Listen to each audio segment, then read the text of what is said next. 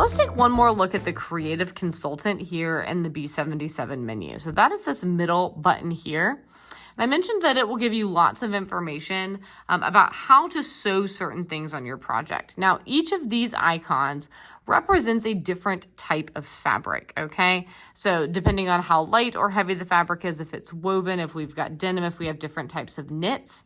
And you can select what you're going to be sewing with, and then it will make suggestions about some of the things you might be trying to do, from a straight stitch to a zigzag, to a buttonhole, to free motion quilting, to other decorative stitches. And if you click into the type of stitch, then it's going to tell you about the stitch itself, a needle and foot recommendation here. So needle and foot, I tapped and changed.